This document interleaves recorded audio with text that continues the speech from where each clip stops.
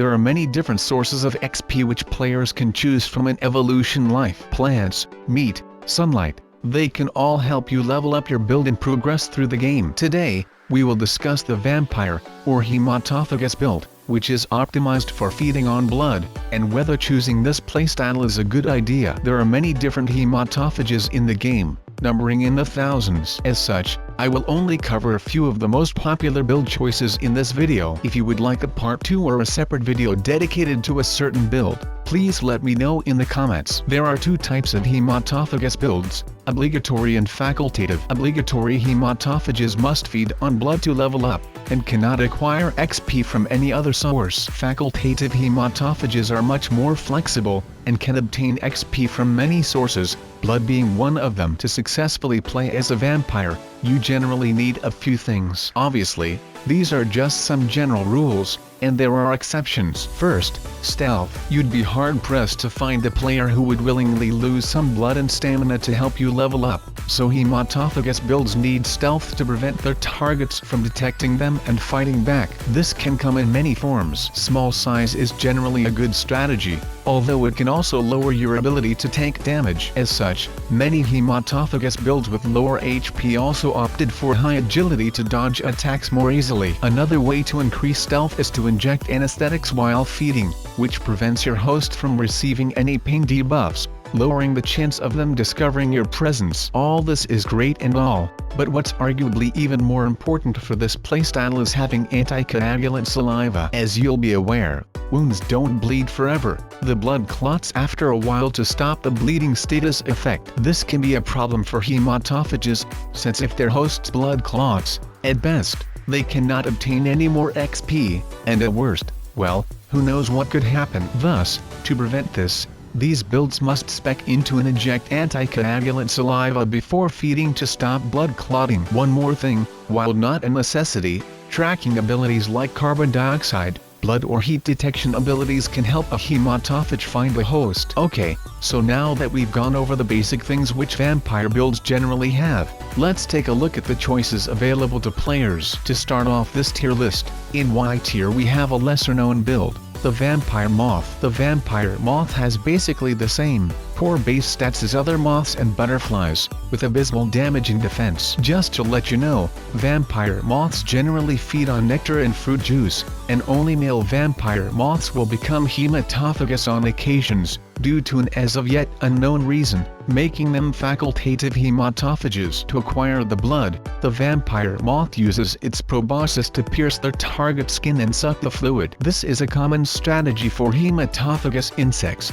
However, unlike some smaller builds we will discuss later, the vampire moth size increases the pain of the bite and makes their feeding easier to detect. This is made worse by the fact that vampire moths have to feed for relatively long periods of time, up to almost an hour, which increases their window of vulnerability. Their relatively large size also increases their hitbox, making it much easier for enemies to score hits. While the proboscis can provide a slight boost to damage, it's rarely effective for any purpose other than blood sucking, so the vampire moth still doesn't possess any good PvP weapons, which coupled with the things we've discussed, places this build firmly in Y tier. In R tier we have the mosquito, one of the most infamous hematophages in evolution life, with the highest human kill count in the game. Just like the vampire moth, most of the mosquito's base stats, like damage and defense, are nothing to write home about either. However, they somewhat make up for this with good mobility and agility, which coupled with their smaller hitbox, makes them much better at dodging attacks. While not as optimized in this regard as builds like flies, this is still effective. In terms of blood drawing,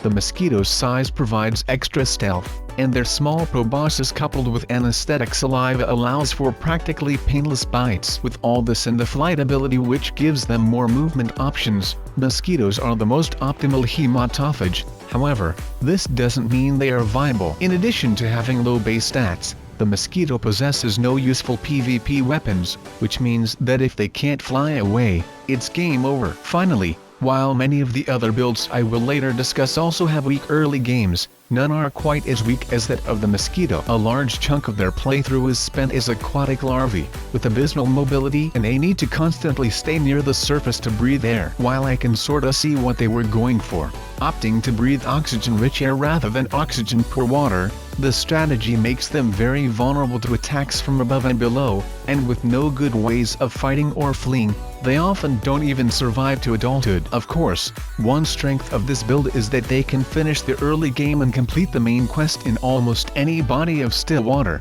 with some builds even being able to shrug off pollution, but still, the weaknesses already mentioned cannot be overlooked, earning the mosquito a spot in our tier. Next in our tier we have the tick, one of the smallest hematophages we will discuss today. Ticks are playable on every continent, even Antarctica. Although they are most commonly found in warmer regions, their base stats are decent compared to everything we've seen so far, and of course, their small size and anesthetic saliva gives them extremely high stealth, allowing them to stay undetected for longer, which is important since ticks often need to feed for a few days. To make up for their lack of flight, some ticks will lie in wait on a plant and cling on to other players which pass by, helping them to attach themselves to their target without being detected. To anchor themselves to their host and begin feeding, ticks have specialized mouth parts lined with backward-facing hooks. Ticks also carry diseases like Lyme, raising their threat level to other players, although this doesn't help the tick itself, as the effect from such illnesses isn't immediate. In addition, compared to other invertebrates, the tick build also has a decent early game, with their even smaller size further increasing stealth and making blood feeding even harder to detect. However, ticks do have one huge weakness: their vulnerability after feeding. As they suck more blood, ticks grow larger and larger, which gives a slight boost to life. However, their bloated body also drastically reduces their stealth and mobility, making them much more vulnerable to attacks. Since ticks need to feed on blood numerous times throughout their playthrough to level up, this further increases their window of vulnerability. Overall, while ticks have some strengths, they have far greater weaknesses, which is why I place this build in our tier. Next in C tier we have the Leech. First though, I want to mention something which has been true for many of the builds we've discussed so far, but is especially true for the Leech. This is a very diverse faction, with hundreds of build choices that can target anything from humans to snails, so not everything I say here will be applicable to every build. In general, leeches which attack similarly sized players employ a similar strategy to the fish build which I will discuss in B tier, so we will ignore those and mostly discuss the leeches that attack much larger players like humans. With it out of the way, let's begin. The leech's main strength is, as usual, its stealth. This build also comes equipped with anesthetics which can almost completely numb the bite area, making it incredibly difficult to detect. In fact, this build's anesthetics work surprisingly well at preventing pain when considering its size relative to its host. When compared with builds like the mosquito and tick, they have two suckers, one at the tail to anchor themselves to their target, while the other looks for a place where the Y-shaped mouth can draw blood. Despite the fact that the leech's unique tail significantly reduces mobility, it is generally a good trade-off considering how good the sucker is at holding the leech in place. Of course, there still is the problem that leeches lack defensive abilities, so getting caught by a more powerful player can still be very dangerous. Overall, an interesting build, by no means overpowered, but decent nonetheless. To finish off C tier we have the vampire bat. The vampire bat is the only mammal build which opted for blood as its only food source. For the most part, their stats are the same as that of other bats, with high mobility and decent damage but low defense, as well as having the echolocating ability to detect other players in darkness. However, given their size relative to other hematophages, vampire bats aren't very stealthy, so they usually have to feed when their targets are asleep, which isn't that big of a problem since the nocturnal vampire bat usually sucks blood from diurnal players, but still limits their options a bit. The biggest drawback of this build however is their weak defense, which means that a single hit from a larger build could be dangerous, and given its larger hitbox, the vampire bat is much easier to hit than something like a mosquito. Overall, some good abilities, and an interesting variation of the bat build, although not your best hematophagus build option. In my opinion, the next build on this list is a more optimal choice if you want a vertebrate hematophage. In B tier we have the vampire finch. This is a variation of the finch build playable exclusively in the Galapagos Island biomes. Vampire finches are facultative hematophages, usually relying on insects and seeds to level up. However, during times when food is scarce, these builds will begin pecking at birds like the blue-footed booby, continuing until the damage inflicted is enough to cause bleeding, at which point the player begins feeding. This build also employs a simple yet effective team strategy. They gather around targeted birds, so that if one finch is attacked and driven away by the bird player, others will simply replace them and continue feeding on the blood. As a result, the targeted bird usually doesn't attempt to drive the birds away, as it only wastes energy. This allows the vampire finch to successfully feed on blood mostly without risk of attack or the need to spend XP on stealth increasing traits, giving it more points to allocate to other abilities,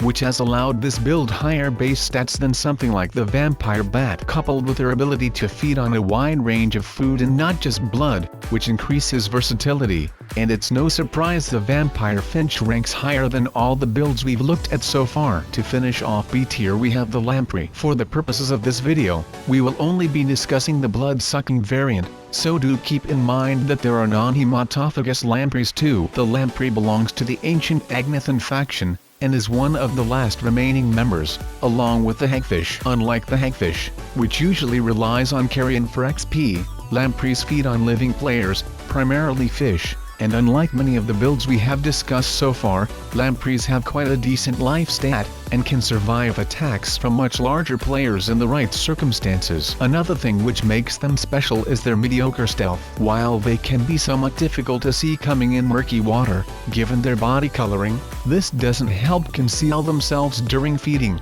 and given their size relatively speaking to their usual targets and their lack of anesthetic saliva, lampreys are clearly not looking to conceal themselves while feeding. Despite this, even if their victim can detect them, they cannot really do anything about it, since most fish don't possess prehensile appendages, making this a viable strategy, and giving lampreys one of the best matchups against other fish in the game. This has allowed them to invade new biomes and decimate the local fish player bases once given the chance. While usually only B tier, given the lamprey's mediocre stats and lack of good PvP abilities, in the right environments which lack more powerful predators, like say the Great Lakes, lampreys can potentially be A tier, given their ability to quickly rise to dominance and obliterate the native players. Overall, in my opinion, lampreys are the most viable and dominant vampire build in Evolution Life. Now you might have noticed that for the most part, excluding what I just mentioned, there are no hematophages in A tier or above. The reason for this is because these builds are generally nothing more than nuisances by themselves, barring the two which I just mentioned, and simply aren't powerful or game-changing enough to warrant a spot next to truly viable builds like cetaceans, birds of prey and cobras. They can be fun to play around with, but at the end of the day, you won't become an apex predator simply by sucking a bit of everybody's blood. That wraps up this tier list, at least for now. There are many more hematophagus builds which I did not cover in this video, so if you would like a part 2, or a video specifically on a certain build, let me know in the comments below. Hit that like button with a vampire bat and subscribe to my channel. Share this video with all your leech friends on social media. Thanks for watching, and just to let you know, spreading pathogens does not increase your damage stat.